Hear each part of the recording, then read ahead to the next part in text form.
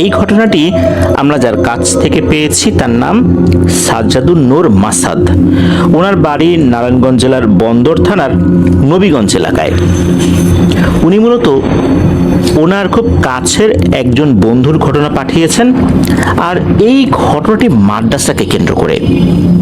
এই ঘটনার মধ্যে ভয়ের বিষয় যেমন রয়েছে, সেই সাথে এমন একটি আধ্যাত্মিক ব্যাপার রয়েছে যা আসলে আমাদের বোঝাটা জরুরি। তো চলুন ঘটনায় চলে যাই। ঘটনাটি মূলত 2016 সালের দিকে হয়েছিল। এক বৃহস্পতিবার এই মাসাদ ভাইয়ের বন্ধু, যার নাম হচ্ছে ওসমান, সে মাদ্রাসা থেকে বাড়িতে আসে। বাড়িতে এসেছে, বন্ধু বান্ধবরা আনন্দিত হবে, গল্পগুজব হবে, পরদিন শুক্রবার একত্রে সময় কাটাতে পারবে, একসাথে জুম্মার নামাজ আদায় করতে পারবে। আর এই মাসাদ ভাইয়ের খুব কাছের বন্ধু এই ওসমান, যখন তার সাথে দেখা হলো, দেখা গেল যে ওসমান খুব ক্লান্ত, পরিশ্রান্ত, চেহারায় কেমন যেন একটা বিমর্ষ ভাব, মুখটা ফ্যাকাশে, ভয় পেলে যেরকম হয় ওই রকম। তখন এই মাসাদ ভাই জিজ্ঞেস করলেন, কিরে ওসমান, তোকে এমন দেখাচ্ছে কেন, তুই কি অসুস্থ? তখন ওসমান হাসি মুখে বলল, না আসলে আমি অসুস্থ না, এই আছে একটু সমস্যা চলছে। শুক্রবার দিন দেখেন যে এই যে মাসাদ ভাই দেখেন যে এই ওসমানের বাড়িতে তার মাদ্রাসার হুজুর এসেছেন। হুজুর এসে ওসমানকে নিয়ে মাদ্রাসায় চলে যায়।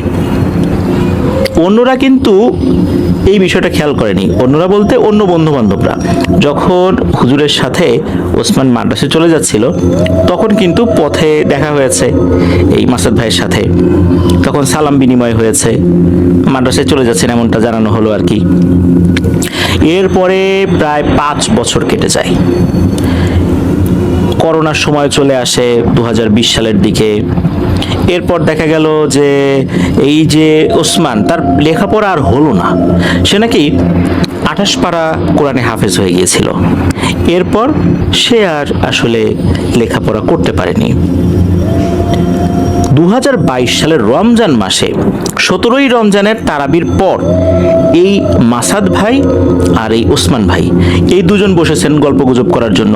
এই যে দীর্ঘ 5 বছরের মধ্যে কিন্তু এই তার বন্ধু ওসমান ভাইয়ের সাথে তেমন কোনো যোগাযোগ হয়নি। এরপর যখন কথাবার্তা হচ্ছে, অনেক পুরনো স্মৃতি নিয়ে আলোচনা হচ্ছে। এরপর এই যে ওসমান ভাই, উনি কথা প্রসঙ্গেই নিজের সাথে ঘটে যাওয়া একটি ঘটনা বলতে শুরু করেন। মূলত এই ওসমান ভাই, উনি ওনার জীবনে মোট 4টি মাদ্রাসা পরিবর্তন করেছেন। সর্বশেষ যেই মাদ্রাসায় লেখাপড়া করেছেন, এটার নাম ছিল হাটখোলা ফতুল্লাহ হাজিপাড়া মাদ্রাসা। তো ওখানে যখন ভর্তি হয়েছেন, খুব ভালোভাবেই চলছিল দিনকাল। আর উনি মোটামুটি সিনিয়র হয়ে গেছেন আর কি, 20 পারার উপরে কোরআনের হাফেজও হয়ে গেছেন তখন। একদিন মাদ্রাসার বড় হুজুর উনি জানান যে আজকে মাদ্রাসার চাবি হাতে রাখার দায়িত্ব হচ্ছে ওসমান ভাইয়ের। ওখানে একটা ব্যাপার, তা হচ্ছে যে এক একজন সিনিয়র স্টুডেন্টকে দায়িত্ব দেওয়া হয় এক এক রাতে, যে ওই রাতে সে সবাইকে ডেকে তুলবে, মাদ্রাসার চাবিটা তার কাছে থাকবে, ছাদের চাবি, মেইন গেটের চাবি তার কাছে থাকবে। এরকম করে একজনকে দায়িত্ব দেওয়া হয়। ওসমান ভাইয়ের কাছে এই দায়িত্বটা এসে পড়ে। বলে রাখা ভালো, উনি সিনিয়র হলেও মাদ্রাসায় তখন নতুন, মানে ওই মাদ্রাসায় উনি নতুন আর কি। রাত্রেবেলা হুজুর তো চাবি বুঝিয়ে দিয়েছেন এবং হুজুর বলে দিয়েছেন যে ওসমান, তুমি তো মাদ্রাসায় নতুন আসছো, মনে রাখবা রাতের বেলা ছাদে যাওয়া যাবে না। ছাদের চাবি এখানে আছে, দিনের বেলা ছাদে যাওয়া যায়, কিন্তু কোনোভাবে রাতের বেলা ওখানে যাওয়া যাবে না। আর যদি কোনো ছাত্র ভাই ওয়াশরুমে যেতে চায়, তাহলে সেজন্য একা না যায়। অন্যান্য ছাত্রদের বলা আছে, তুমিও বিষয়টা খেয়াল রেখো, তুমিও বাইরে যেতে হলে একা যেও না, কাউকে ডেকে নিয়ে যাবা। তো এরকম কথা বলে দেওয়া হলো আর কি, হুজুর বলে দিলেন। এরপর হুজুর উনি ওনার যে থাকার জায়গা বা ওনার যে বাসা কাছাকাছি ছিল, সেখানে উনি চলে যান। হুজুর যেভাবে বলেছেন সেভাবেই সবকিছু করবেন, এরকমই চিন্তা করেছেন আর কি। এরপর কি হলো, রাতের বেলা এক ছাত্র ভাই, মানে তার সাথে তার একটা ভালো সম্পর্ক হয়ে গিয়েছিল, তার নাম ছিল রাকিব। এই রাকিব রাতের বেলা ওয়াশরুমে যাওয়ার জন্য উঠেছে, সে অন্য কাউকে ডাকেনি, এই ওসমান ভাইকে ডেকেছে। তো ওসমান ভাই উঠেছেন, ওঠার পর যেহেতু হুজুর বলে দিয়েছেন যে এই বিষয়ে সবাই যেন সবাইকে সহযোগিতা করে, তো ওসমান ভাই উঠেছেন। সে ওয়াশরুম থেকে ফেরার পথে তখন ওই রাকিব বলতেছেন ওসমান ভাইকে যে হ্যাঁ রে ওসমান, আজকে তো তোর কাছে চাবি আছে, একটা কাজ করি, চল তো আমরা ছাদে যাই। ছাদে আসলে কেন হুজুর নিষেধ করে, আর এখন তো কেউ নাই, অনেক রাত, সবাই ঘুমাচ্ছে, চল যাই। এদিকে ওসমান ভাই, উনি তো ওই মাদ্রাসায় নতুন এসেছেন, ওনার মধ্যে একটা কৌতূহল কাজ করলো, ছাদে কি এমন আছে, নিষেধ করলো, ঘটনাটা কি, চাবি তো আমার কাছে আছে, যাই দেখি, কেউ তো আর দেখছে না। তখন এই দুইজন আস্তে আস্তে ছাদের উপরে ওঠে। ছাদের উপরে ওঠার পর মানে মেইনলি যে কাজটা প্রথমে করতে হবে তা হচ্ছে চাবি দিয়ে খুলতে হবে। তো চাবি দিয়ে খোলার পর দুজনেই ছাদে উঠেছেন। ছাদে ওঠার পর এই যে রাকিব, সে দেখে ছাদে কিছুই নাই, একদম স্বাভাবিক সবকিছু। কিন্তু এই ওসমান ভাই, উনি দেখেন ছাদে একটা কালো বিড়াল আর একটা সাদা বিড়াল, বিড়ালের আকৃতিটা স্বাভাবিক বিড়ালের মতো হলেও ওখানে আরো একটা কুকুর ছিল, যে কুকুরটার আকৃতি স্বাভাবিক কুকুরের আকৃতি থেকে অনেক বড়, আর চোখ দুটো মনে হচ্ছে জল জল করছে, মনে হচ্ছে এই কুকুরটা খুবই হিংস্র। যখনই ওই কুকুরটা দেখেছে যে এখানে দুইজন উঠেছে, তখন ওই কুকুরটা নাকি রাগে গড় গড় গড় গড় শব্দ করছে, মানে আক্রমণ করার আগে যেরকম শব্দ করে ওই রকম। তখন এই ওসমান ভাই ওই রাকিব ভাইকে বলছেন, হ্যাঁ রাকিব দেখতো, আমি যা দেখছি তুইও কি তাই দেখছিস? রাকিব ভাই বলেন, তুই কি দেখছিস? তখন দেখতো এখানে কুকুর বিড়াল দেখা যায় কিনা। তখন রাকিব ভাই বলে, কই না তো, আমি তো কিছু দেখি না। এই জিনিসটা কিন্তু ওসমান ভাই বুঝতে পারলেন যে রাকিব কিছুই দেখতে পারছে না, তার কাছে সবকিছু স্বাভাবিক এরকম মনে হচ্ছে, অথচ আমি দেখতে পাচ্ছি। উনি কিন্তু তখন আর ওই রাকিবকে কিছু বলে নাই, দ্রুত ওখান থেকে বের হয়ে ছাদের ওই গেটটা তালা মেরে দিয়ে নিচে চলে আসছেন। আর উনি এবার জানিয়ে দিলেন রাকিবকে যে রাকিব শোন, রাতের বেলা আসলেই ছাদে আসাটা আমাদের উচিত হয়নি। কেন কি বিষয়, এই বিষয়টা রাকিবকে জানান নাই। যদি রাকিব ভয় পেয়ে যায়, ভয় পেয়ে আবার যদি কাউকে বলে ফেলে, হুজুর যদি জানেন, তখন তো আর একটা ঝামেলা হবে। তো ওই দিন রাত স্বাভাবিকভাবেই কেটে যায়। পরদিন ভোরবেলা স্বাভাবিকভাবেই সবাই ফজরের নামাজ আদায় করা হলো, ক্লাসের নিয়ম অনুযায়ী ক্লাস শুরু হয়ে গেল। তো ওই দিনটা চলে গিয়ে রাত যখন এসেছে, তখন থেকেই একটা ঝামেলা শুরু হয়ে গেল।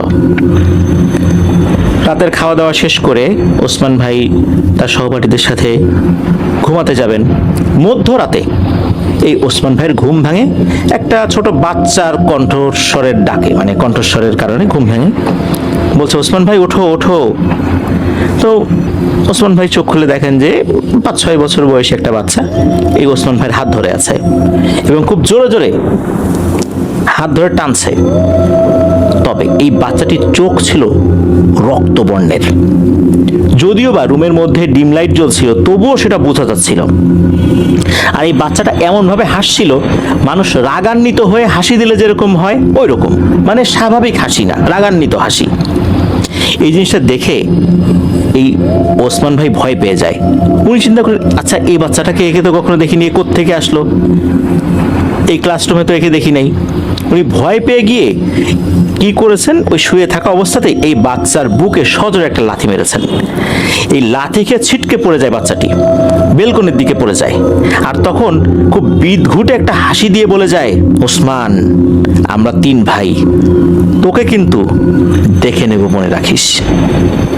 পরের দিন সকালবেলা ফজরের নামাজ পড়তে উঠে ছাত্র দেখতে পায় এই যে বেলকনিতে যে গাছের টবগুলো লাগানো ছিল, সবগুলো টব মানে ভেঙে গেছে, ভেঙে পড়ে আছে।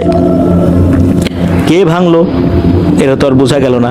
ওই দিন দুপুরের খাবার সময় হঠাৎ কিতাবখানা থেকে খবর আসলো যে কিতাবখানার এক শিক্ষার্থী নাকি একাই 36 জনের খাবার খেয়ে ফেলেছে, আর তার আচরণ খুবই অস্বাভাবিক। সে পরবর্তীতে শুধু বমি করছিল। একা 36 জনের খাবার খেয়ে ফেলে, এটা কি কোনো স্বাভাবিক বিষয়? নিশ্চয়ই না। সেদিন আসরের পর সব হুজুর যারা ছিলেন, শিক্ষকগণ ছিলেন আর কি, তখন এই হেফজোখানার শিক্ষার্থীদেরকে নিয়ে একটা বৈঠকে বসেন। তারা সব শিক্ষার্থীকে জিজ্ঞেস করছেন, আচ্ছা তোমরা কি কেউ রাতে ছাদে গিয়েছিলে বা সেখানে যাওয়ার চেষ্টা করেছিলে? তোমরা কি কোনো কুকুর বিড়াল বা কোনো পশুকে দেখেছিলা? তাদেরকে আঘাত করেছিলা? সব শিক্ষার্থী অবাক হয়ে জিজ্ঞেস করে যে না তো হুজুর, কেন এরকম প্রশ্ন করছেন, আমরা তো এরকম কিছু দেখি নাই। তখন বড় হুজুরকেও অন্য হুজুররা বলতেছেন যে হুজুর, আসলে এরা তো কেউ বলছে না, এরা তো ওঠার কথাও না, আসলে হঠাৎ কি এমন সমস্যা হলো যার কারণে এটা শুরু হয়ে গেল, এরকম একটা সমস্যা, একটা বাচ্চা 36 জনের খাবার খেয়ে ফেললো। আমরা তো বেশ কিছুদিন যাবৎ বিভিন্ন ধরনের সমস্যায় পড়ে যাচ্ছি, অদ্ভুত ধরনের কান্নার শব্দ শুনতে পাই, বিভিন্ন ধরনের শব্দ শুনতে পাই, কিতাবগুলো এলোমেলো থাকা দেখি। পবিত্র কোরআন যেখানে রাখা থাকে কোরআনগুলো ঠিক থাকে, কিন্তু অন্যান্য কিতাবাদি যেখানে রাখা থাকে সেগুলো এলোমেলো হয়ে থাকে। তারপরে একজন শিক্ষার্থী, সে নাকি ওয়াশরুমে গিয়ে অজ্ঞান হয়ে পড়ে গিয়েছিল। তো এরকম এটা হচ্ছে, এমনকি বেশ কিছু কিতাবের পৃষ্ঠা ছিঁড়ে ফেলা। তখন বড় হুজুর সবাইকে অভয় দেন, সেদিনের মতো বৈঠক শেষ করে যে যার কাজে ব্যস্ত হয়ে পড়েন। এই যে ওসমান ভাই, উনি ওনার কাজগুলো গুছিয়ে রেখে রাতের খাবার সম্পূর্ণ করে ঘুমাতে যান। হঠাৎ মধ্যরাতে তার ঘুম ভাঙে তার বন্ধুর ডাকে। চোখ খুলে দেখেন, আরে এ তো সেই বন্ধু রাকিব, আর আরেকজন বন্ধু আছে ওখানে, তার নাম হলো সাজিদ। এই দুই বন্ধু রাগান্বিত অবস্থায় তার দিকে তাকিয়ে আছে, তাদের চোখগুলো রক্তবর্ণ ধারণ করেছে। ওরা কোনো কথা না বলেই ওসমান ভাইকে আঘাত করতে থাকে। আঘাতগুলো এমন তীব্র ছিল যে ওসমান ভাই চিৎকার করছিল, তবে ওনার চিৎকারগুলো আশেপাশে ঘুমিয়ে থাকা কোনো শিক্ষার্থী শুনতে পাচ্ছিল না। সবাই এমন গভীর ঘুমে আচ্ছন্ন হয়ে আছে যে তারা কিছুই বুঝতে পারছে না। আর এই দুইজন তো খুবই বাজেভাবে ওসমান ভাইকে আঘাত করছিল। একটা পর্যায়ে টেনে হিঁচড়ে ওসমান ভাইকে বারান্দার দিকে নিয়ে যায়। সেখানে নিয়ে গিয়ে ওসমান ভাইকে বলতে থাকে, তোর কত বড় সাহস, আমার ছোট ভাইয়ের বুকে লাথি মেরেছিস, আজকে তোর বুক আমরা ছিঁড়ে ফেলবো। এক পর্যায়ে ওসমান ভাই অজ্ঞান হয়ে পড়ে। যখন তার জ্ঞান ফেরত আসে, সে তখন দেখে সে তার বিছানাতেই রয়েছে, তার পাশে থাকা সব সহপাঠীরা রয়েছে। হুজুর কিছুক্ষণের মধ্যেই সবাইকে ডাকবে আর কি। সবাই কিন্তু এমন অবস্থা, তারা কিন্তু টেরও পায় নাই যে এই ঘটনা ঘটে গেছে। এই ওসমান ভাই তার বিছানাতেই রয়েছে। এটা কি স্বপ্নের মধ্যে হলো না কি হলো, উনি চিন্তা করছেন।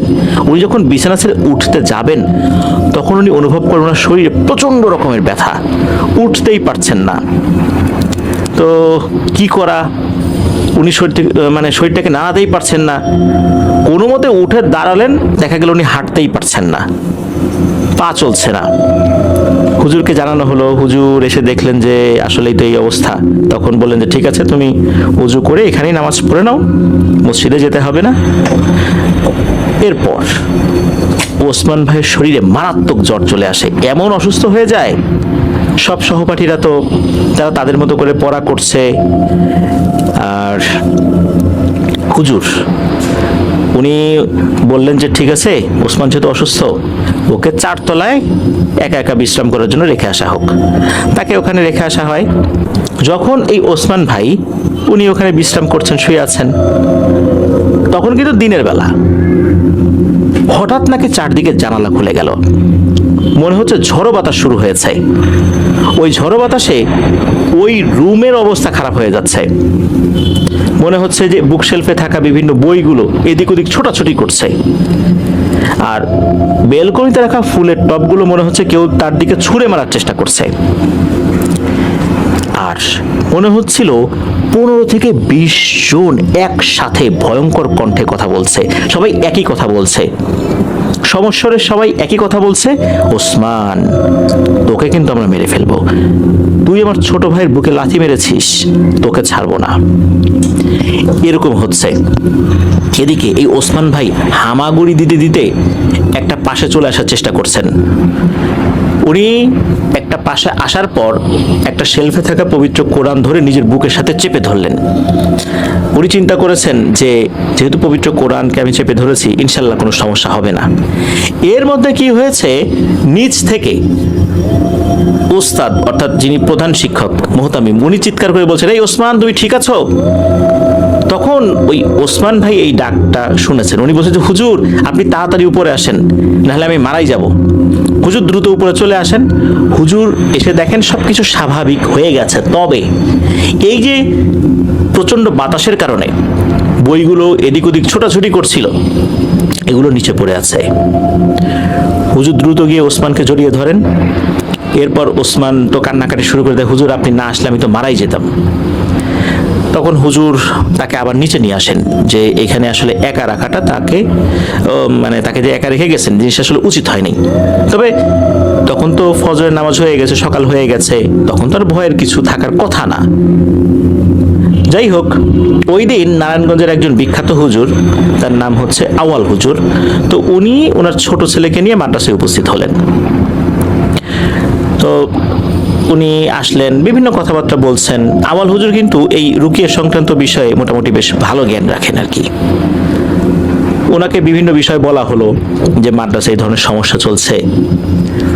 তখন নাকি এই কথা বলতে বলতে ওনার যে ছোট ছেলে, এই ছোট ছেলে উনি কিন্তু তুরস্ক থেকে লেখাপড়া করে আসছেন।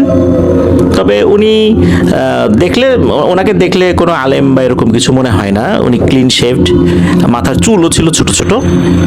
তো কথা বলতে বলতে হঠাৎ করে উনি এক পাশে সরে গেলেন, যাওয়ার পর কিছু বাচ্চারা এক জায়গায় লেখাপড়া করছিল, এর মাঝখানে গিয়ে নাকি ওই পূজারীরা যেভাবে ধ্যানে বসে ওরকম ধ্যানে বসে গেছেন।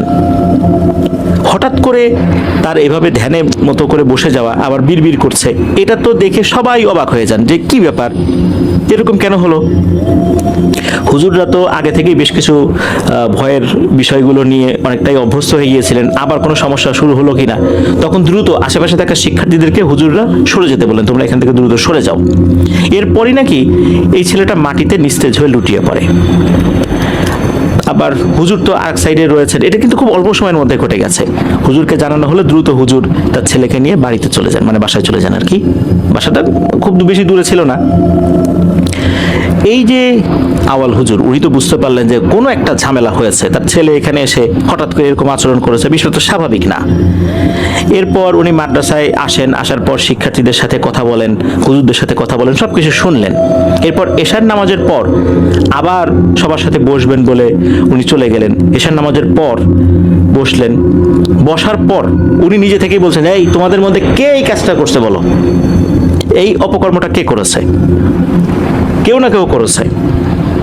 হুজুররা তো অবাক হয়ে গেছেন যে নিশ্চয়ই এই আউয়াল হুজুর কোনো একটা তথ্য পেয়েছেন, যার কারণে এসে বলতেছেন। এদিকে কেউ তো স্বীকার করে না যে ঘটনাটা কি। সবাই বলতেছেন আমরা খুবই একটা ভীতিকর অবস্থার মধ্যে আছি, বিভিন্ন ধরনের সমস্যা হচ্ছে, আমাদের লেখাপড়ার ক্ষতি হচ্ছে।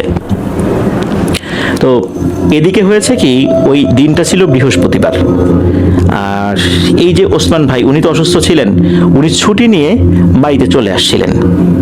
এরপর দিন বড় হুজুর গিয়ে তাকে নিয়ে আসেন। এইখানে আর একটা ঘটনা ঘটে, তা হচ্ছে বড় হুজুর এসে ওসমানের কাছে যান, মানে ওসমান ভাইয়ের কাছে যান, তার মা বাবাও সেখানে ছিল। তখন বড় হুজুর বলছেন যে ওসমান, তুমি কি নিজের মুখ থেকে সব কথা বলবে, নাকি আমি তোমার মা বাবার সামনে সব কথা খুলে বলবো? তখন এই ওসমান ভাই স্বীকার করেন যে ওই রাত্রে হুজুরের নির্দেশ অমান্য করে ছাদে উঠেছিলেন এই রাকিবকে সাথে নিয়ে। তখন এই হুজুর বললেন যে ওসমান, তুমি কি জানো যে কি ভয়ঙ্কর কাজ তুমি করেছো? তুমি জানো না। এইখানে অনেক দুষ্টু শ্রেণীর জিনেরা ছিল যারা মাদ্রাসার বাচ্চাদেরকে বিরক্ত করত। এরকম 3টা জিনকে ছাদের একটা গণ্ডির মধ্যে আবদ্ধ রাখা হয়েছিল। ওখানে রাতের বেলা কারো যাওয়া নিষেধ। রাতের বেলা কেউ যদি ওখানে যায়, সাথে সাথে এই বন্ধনীটা কেটে যাবে আর ওরা মুক্ত হয়ে যাবে। তুমি সেখানে গিয়েছো, তোমার সাথে আরেকজনকে নিয়ে গিয়েছো। ওখানে যাওয়ার সাথে সাথে তুমি যাদেরকে দেখেছো ওরাও একটা নির্দিষ্ট গণ্ডির মধ্যেই ছিল, আর যাওয়ার সাথে সাথে ওরা এখান থেকে মুক্ত হয়ে গেছে। মুক্ত হওয়ার পর ওদের গোত্রের আরো অনেকগুলো জিনেদেরকে নিয়ে এখন মাদ্রাসায় বিরক্ত করা শুরু করেছে। এর মধ্যে তোমার কাছে একটা জিন এসেছিল, তুমি লাথি মেরেছ, আরো বেশি ক্ষিপ্ত হয়েছে। এখন প্রায় 150 জিন এই মাদ্রাসায় উৎপাত করার জন্য চারদিকে ঘিরে রেখেছে।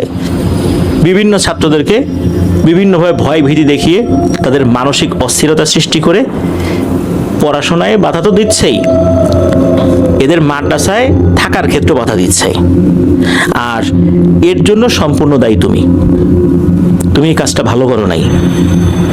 তবে আমার একটা দায়িত্ব ছিল, আমি সেই দায়িত্বটা পালন করেছি।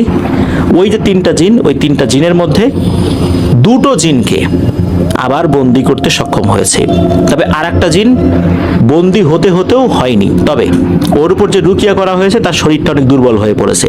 ও এখন তোমার বাড়ির এখানে এসে আস্তানা গেড়েছে তোমাকে ক্ষতি করার জন্য, কারণ ওটাকেই তুমি লাথি মেরেছিলা।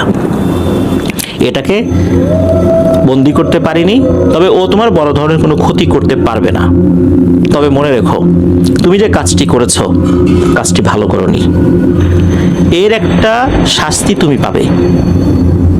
কি যে শাস্তি এটা আমি বলতে পারবো না, তবে মনে রেখো তুমি তোমার জীবন থেকে খুবই মূল্যবান একটা আধ্যাত্মিক জিনিস হারাবে।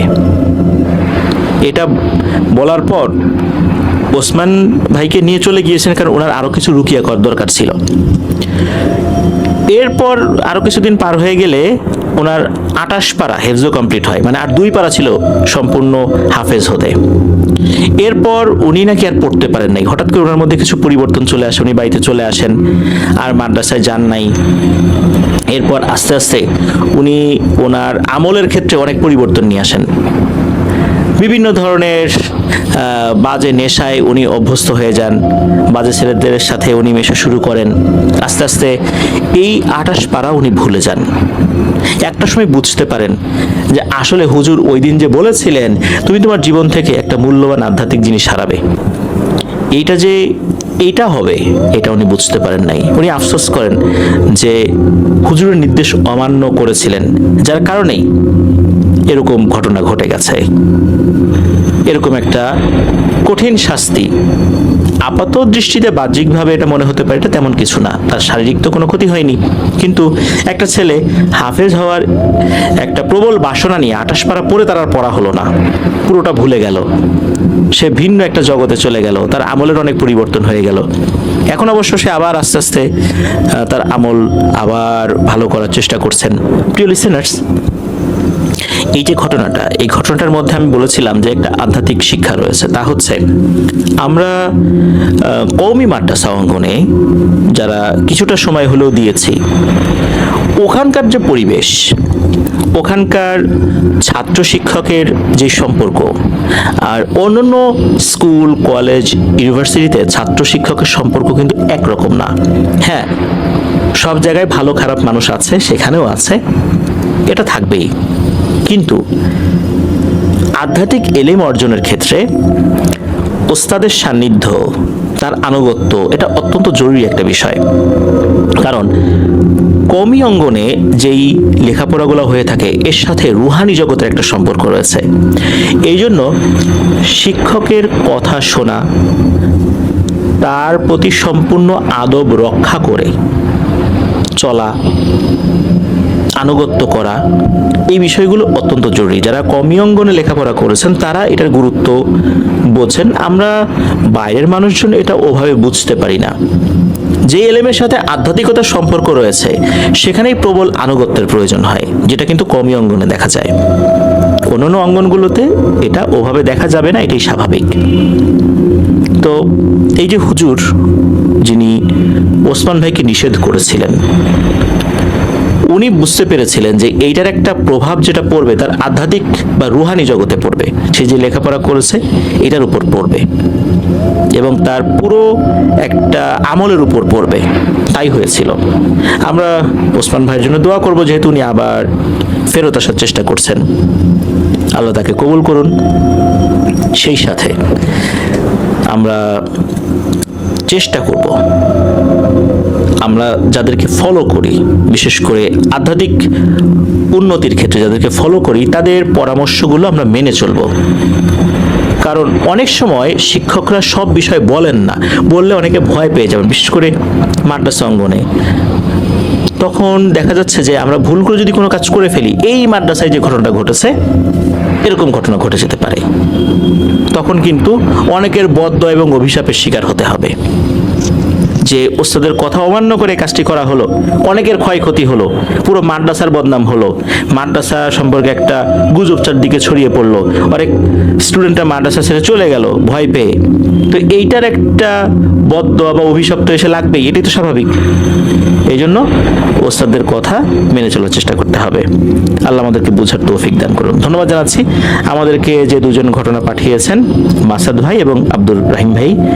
আশা করি আপনাদের কাছ থেকে আরো অনেক ঘটনা ইনশাল্লাহ আমরা পাবো। প্রিয় লিসেনার্স, আজকের এপিসোড থেকে বিদায় নিব।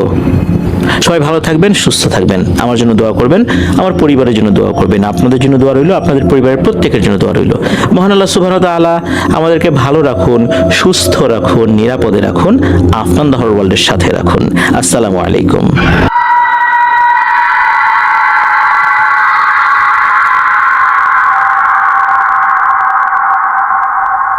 চলুন আজকের এপিসোডের প্রথম ঘটনায় চলে যাই। প্রথম যে ঘটনাটি আপনাদের সাথে শেয়ার করব, এই ঘটনাটি আমাদেরকে ঢাকার কেরানীগঞ্জ থেকে পাঠিয়েছেন আব্দুর রহিম।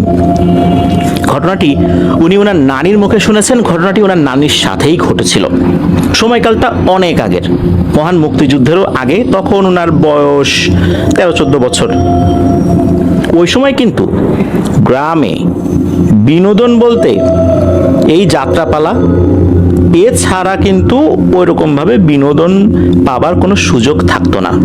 শহর এলাকায় তো বিভিন্ন জায়গায় সিনেমা হল ছিল। ওই সময়ে যারা যারা সিনেমা দেখার সুযোগ পেতেন যেতেন।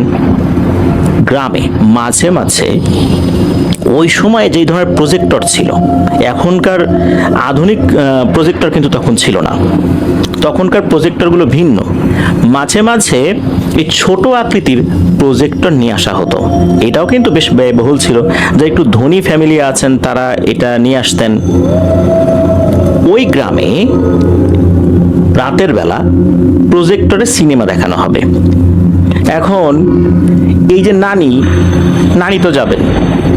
যখন নানি তার বাবাকে বললেন, ওনার বাবা বললেন যে না, কোনোভাবেই যাওয়া যাবে না, মেয়ে মানুষ এত রাতের বেলা, এই সিনেমা শেষ হতে হতে দেরি হয়ে যাবে, আমরাও ওখানে কেউ যাচ্ছি না, তোমাকে যেতে হবে না। এদিকে নানির তো মন খারাপ, উনি দেখতে যাবেনই। ওনার বাসার কাছাকাছি ওনার আরেকজন বান্ধবী আছে, তার নাম হচ্ছে রাবেয়া।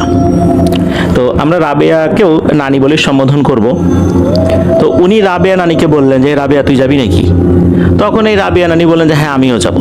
এদিকে এই রাবেয়া নানিও উনি ওনার বাবার কাছ থেকে অনুমতি চেয়েছেন, তার বাবাও অনুমতি দেয়নি, যে না যাওয়া যাবে না।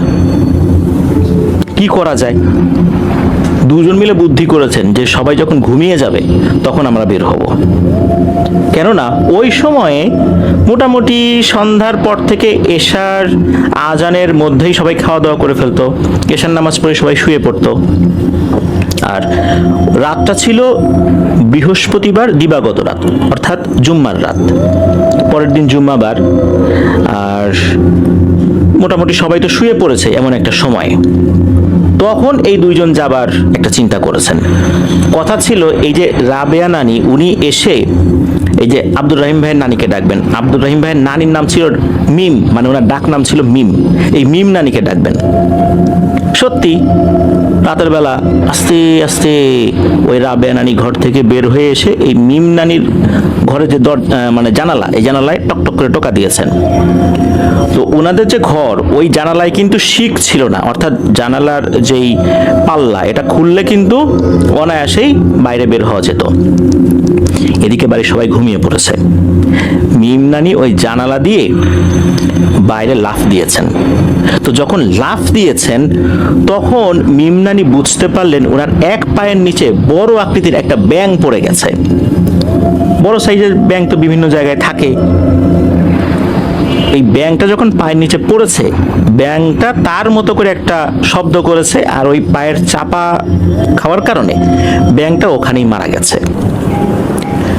মিম নানি আর রাবেয়া নানি এটা নিয়ে খুব বেশি চিন্তা ভাবনা করেন নাই, কারণ এরকম উপর থেকে লাফ দিয়েছেন, পায়ের নিচে পড়ে মারা গেছে, এটা নিয়ে তো ওরকম দুশ্চিন্তা করার কিছু নেই। তো ওনারা চলে গেছেন সেখানে। ওনারা যখন ঘর থেকে বের হয়েছেন তখন রাত 9টা বাজে।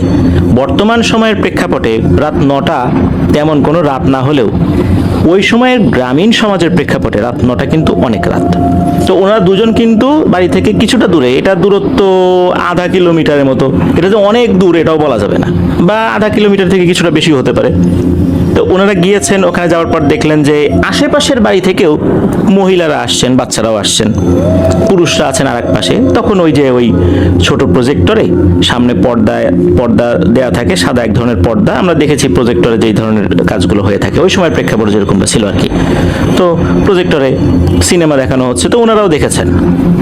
মোটামুটি প্রায় 2.5 ঘন্টা প্লাস এরকম একটা সময় সিনেমা ওনারা দেখার পর এখন যে যার মতো তো বাড়ি চলে যাবে। এদিকে এই রাবেয়া নানি আর মিম নানি ওনারা দেখেন যে ওনাদের বাড়ির আশপাশ থেকে কেউই আসে নাই, সবাই তো যে যার মতো বাড়িতে চলে গেল। যেই বাড়িতে এটা আনা হয়েছিল তারাও এই জিনিসটা ক্লোজ করে ঘরে নিয়ে গেছেন। এখন ওনারা তো এই দুজন ছাড়া ওই দিকে যাওয়ার মতো কোনো লোকজন নাই, কি আর করা, যেহেতু দুজন ছিলেন দুজনই হাঁটা ধরেছেন।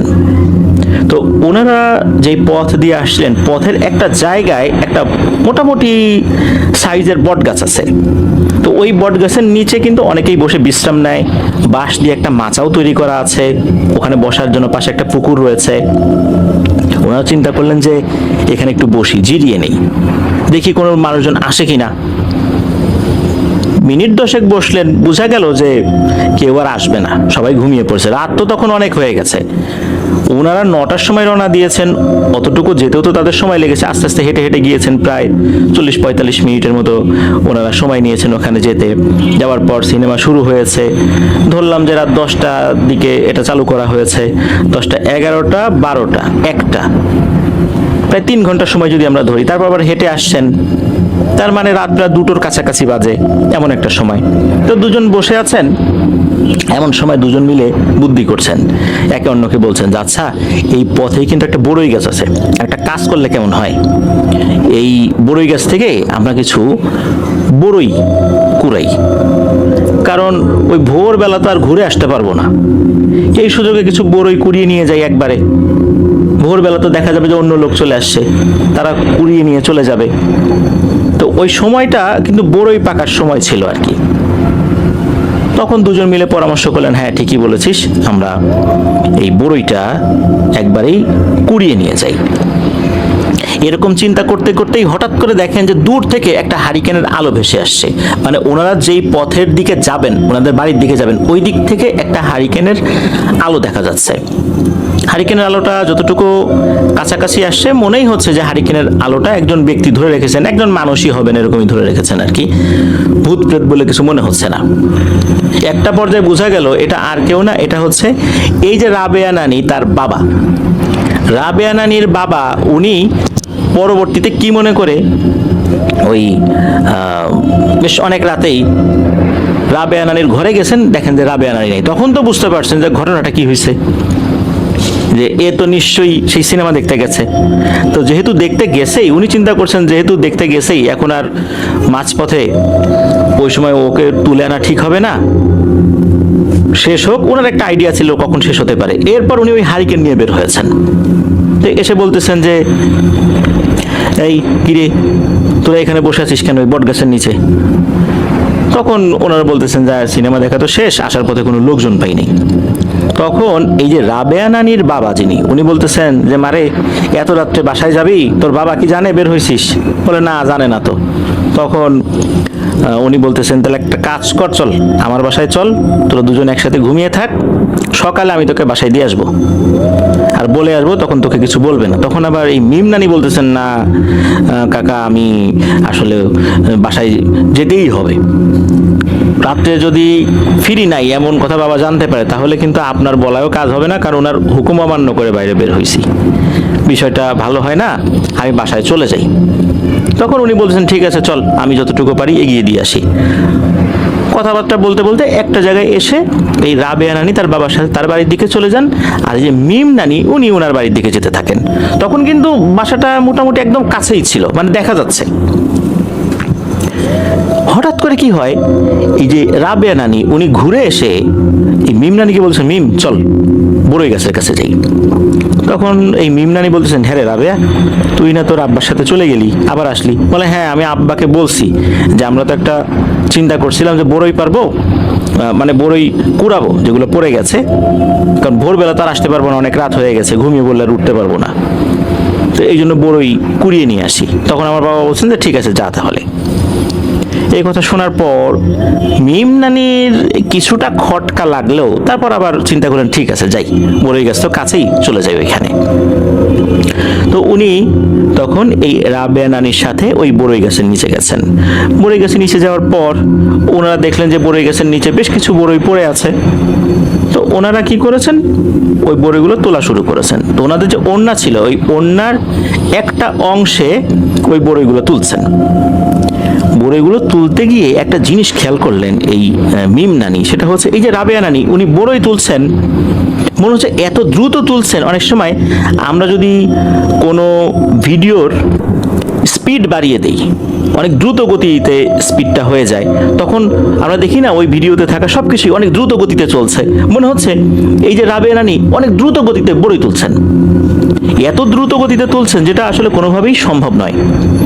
আর উনি এই বড়ই তুলে যেখানে রাখছেন ওখানে অনেকগুলো বড়ই জমা হয়ে গেছে। এত দ্রুত গতিতে বড়ই তোলা দেখে তখন মিম নানির সন্দেহ হয়, ওনার বয়স 13-14 বছর হলে কি হবে, এতটুকু সেন্স তো তার ছিল যে এত দ্রুত কেউ আসলে বড়ই তুলতে পারে না। আর ওই সময় চাঁদের আলো যতটুকু ছিল বোঝা যাচ্ছে কোনো সমস্যা হচ্ছে না। উনি খেয়াল করলেন যে এই যে রাবেয়া নানি উনি শূন্য থেকে সামান্য কিছুটা উপরে, উনি হাত পা নাড়াচাড়া করছেন, পায়ের কদম ফেলছেন, ঠিক যেভাবে আমরা মাটির উপর হেঁটে যাই, তবে ওনার পা এই মাটি থেকে কিছুটা শূন্যে। আর আরো একটা ব্যাপার হচ্ছে ওনার পায়ের যে গোড়ালিটা এটা উল্টো দিকে, যেমন আমরা শুনি না যে এই ভূত পেতনিদের পা উল্টো দিকে ঘোরানো থাকে, ওই রকম। তো এইটা দেখার পর উনি তো মারাত্মক ভয় পেয়েছেন। কিন্তু এখন ভয় পেলে কি হবে, উনি যদি এটা বুঝতে পারেন যে এখন মানে ওই জিনিসটা যদি বুঝতে পারে যে সমস্যা হয়ে যাবে না, তখন উনি এটা বুঝতে দিচ্ছেন না। উনি বলতেছেন যে আরে রাবেয়া যা হওয়ার হয়েছে, চল বাড়িতে যাই। কিন্তু ওই রাবেয়া নানির যেই অবয়বটা সে বলছে আরে না আরো কিছুক্ষণ তোল, সময় আছে তো, এখনো অনেক সময় আছে। তখন এই মিম নানি বলছেন না রে আমি আর তুলবো না, আমার যা হওয়ার হয়েছে, আমি এখন বাসায় যাব। তো এরকম বলতেছেন আর কি, এরকম মানে মিম নানি বলতেছেন। আর ওইদিকে ওই জিনিসটা বলতেছে যে না আরো তোল, আরো তোল, আরো অনেক বড়ই আছে, ওই সামনের দিকে গিয়ে দেখ আরো অনেক বড়ই আছে। তো অন্ধকারের ভিতরে সামনের দিকে বড়ই আছে, এইটা তো রাবেয়া নানির জানা থাকার কথা না। তখন কি করবেন উনি তো বুঝতে পারছেন যে এখন কি করি, একটা ফাঁদে তো পড়ে গেছি, এদিকে বাড়ির লোকজনও জানে না, একদম বাসার কাছ থেকে আবার এদিকে ঘুরে আসেন, এখন কি করা যায়। তখন এই যে মিম নানি উনি ওইখান থেকে উল্টো দিকে ঘুরে দিয়েছেন এক দৌড়। তবে ওইখান থেকে উনি যে কোন দিক দিয়ে দৌড় দিয়েছেন ওনার মাথায় আর ওটা কাজ করছে না, কারণ বাসা থেকে তো কিছুটা দূরেই আসছেন, ওইখানে তো বড়ই গাছ। উনি যে পথ দিয়ে যাচ্ছিলেন ওই পথে কিন্তু একটা স্কুল ছিল, ওই স্কুলেই কিন্তু আবার ওনারা লেখাপড়া করতেন। ওই সময় হয়েছে কি, ওই স্কুলের যিনি দারোয়ান তার হাতে একটা স্টিলের টর্চ লাইট ছিল। তো উনি টর্চ লাইট জ্বালিয়ে আশেপাশে দেখছিলেন যে কেউ আছে কিনা। এই আলোটা খেয়াল করেছিলেন এই মিম নানি। উনি দূর থেকে চিৎকার দিয়ে বলছেন চাচা চাচা আমি মিম, আমি মিম। এদিকে ওই যে দারোয়ান যিনি উনি যে টর্চ লাইট আশেপাশে মারছিলেন যে আশেপাশে কেউ এলো কিনা, তখন টর্চ লাইটটা ওইদিকে ধরেছেন। ধরার পর দেখতে পেলেন যে এই যে মিম নানি এগিয়ে আসছেন। তখন উনিও এগিয়ে গেছেন, কিরে মা তুই এত রাতের বেলা এখানে কি? তখন ওই ভয়ে তো এমন ভয় পেয়েছেন শরীর কাঁপছিল থরথর করে, ওই অবস্থাতেই খুলে বললেন। তখন এই যে যিনি দারোয়ান ছিলেন উনি মিম রানীকে ওই রাত্রে বাড়িতে পৌঁছে দেন। বাড়িতে গিয়ে ডাকাডাকি করেন, তখনও বাড়ির লোকজন জানেই না যে মিম রানী ঘরেই নেই। ওনার ডাকাডাকি শুনে বাড়ির কয়েকজন বাইরে বের হয়ে আসে, এর মধ্যে তো এই মিম রানীর বাবাও ছিলেন।